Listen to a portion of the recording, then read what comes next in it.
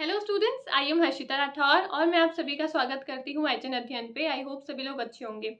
आज की जो हमारी वीडियो रहने वाली है इसमें हम डिस्कशन करेंगे about the difference between UGC net and CSIR net. ठीक है, काफ़ी सारे बच्चों को कंफ्यूजन होता है कि मैम ये यूजीसी नेट जो है और सीएसआईआर नेट जो है दोनों ही नेट के एग्जाम है, तो दोनों में फिर डिफरेंस क्या है, और जब दोनों ही नेट के एग्जाम है तो दो अलग अलग एग्जाम क्यों बनाए गए, ऐसा भेदभाव क्यों किया कि भाई कोई तो यूजीसी नेट ही देगा और कोई जो है वो सिर्फ सीएसआईआर नेट ही देगा। ठीक है, तो इसके पूरे भेदभाव के बारे में, पूरे डिफरेंस के बारे में आज हम इस वीडियो के अंदर डिस्कशन करने वाले हैं। ठीक है, लेकिन आपने अगर हमारे अभी एप्लीकेशन को एक्सेस नहीं करा है तो आप एप्लीकेशन को एक्सेस कर सकते हो। एप्लीकेशन पे काफ़ी सारे कोर्सेज जो है वो ऑलरेडी स्टार्ट हो चुके हैं, आप कोर्सेज को देख सकते हो। पेपर 1 का बैच जो है वो भी चल रहा है दिसंबर के एग्जाम को लेकर।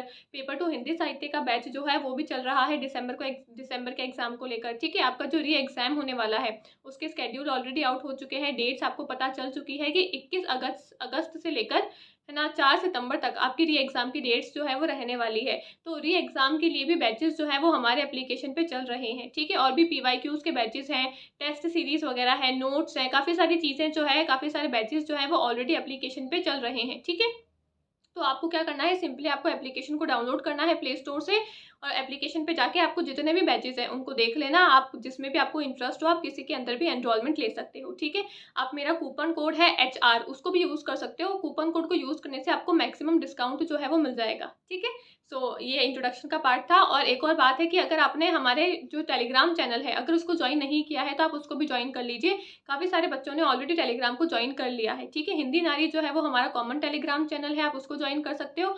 और साथ ही साथ अगर आप मेरे साथ में पर्सनली कनेक्ट होना चाहते हो तो Harshita Rathore UGC net faculty जो है वो मेरा पर्सनल टेलीग्राम चैनल है। वहाँ पे मैं काफ़ी सारी इन्फॉर्मेशन जो है, फ्री स्टडी मटेरियल जो है, कोई भी आपकी नई वैकेंसीज वगैरह आती है, क्विजेस वगैरह होते हैं, वो सब मेरे पर्सनल टेलीग्राम चैनल पे ही होते हैं। ठीक है, तो आप हमारे टेलीग्राम चैनल्स को भी ज्वाइन कर सकते हो। ठीक है, अब हम शुरू करते हैं हमारी आज की वीडियो का डिस्कशन।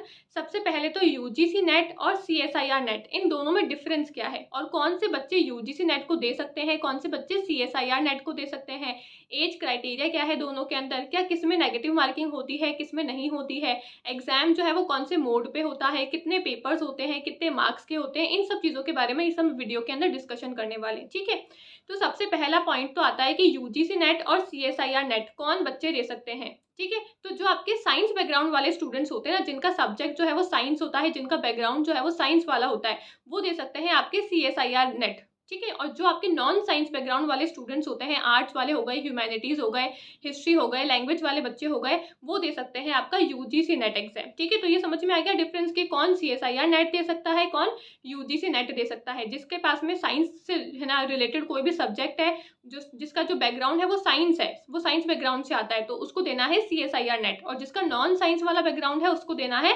UGC net. ठीक है, तो पहला तो ये डिफरेंस हो गया।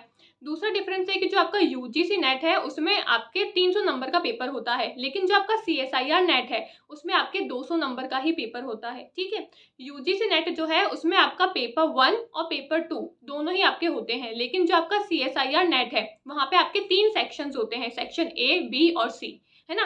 3 आपके सेक्शंस होते हैं सीएसआईआर नेट के अंदर, लेकिन यूजीसी नेट में 2 ही पेपर्स होते हैं, पेपर 1, पेपर 2।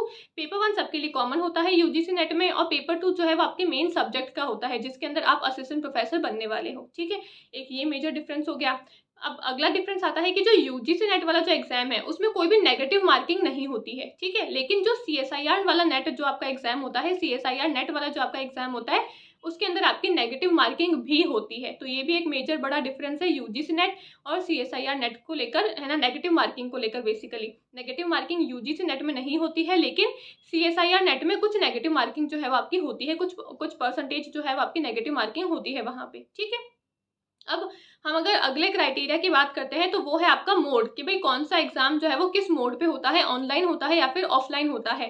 तो यूजीसी नेट का जो आपका एग्जाम है वो आपका काफ़ी, जो पहले जो होता था एग्जाम वो आपको ऑफलाइन मोड पे होता था, उसको बदल के फिर अब काफ़ी सालों से एग्जाम जो है वो ऑनलाइन मोड पे ही हो रहा है। ठीक है, फिर अभी रिसेंट कुछ टाइम पहले हमारे पास में नोटिफिकेशन आया था कि जो यूजीसी नेट का एग्जाम जो है, अब जो आपके जून में एग्जाम हुआ था वो आपका ऑफलाइन बेसिस पे हुआ था, जो 18 जून को हमारा एग्जाम हुआ था वो ऑफलाइन हुआ था। ठीक है, लेकिन अब वापस से जो आपका करंट अभी है ना, आपका जो नोटिफिकेशन आया है जहाँ पे आपके री एग्जाम्स की डेट्स आउट करी गई है, वहाँ पे फिर से बताया है कि जो आपका यूजीसी नेट का जो एग्जाम है वो आपका ऑनलाइन मोड पे यानी कि सीबीटी मोड पे होने वाला है। ठीक है, जो आपका CSIR नेट होता है वो भी आपके ऑनलाइन मोड पे ही रहता है। तो दोनों ही एग्जाम जो है वो आपके ऑनलाइन मोड पे ही होते हैं, चाहे वो आपका UGC नेट हो या फिर वो आपका CSIR नेट हो। ठीक है, एक ये दोनों में कोई डिफरेंस नहीं है, इसमें तो दोनों सेम ही है।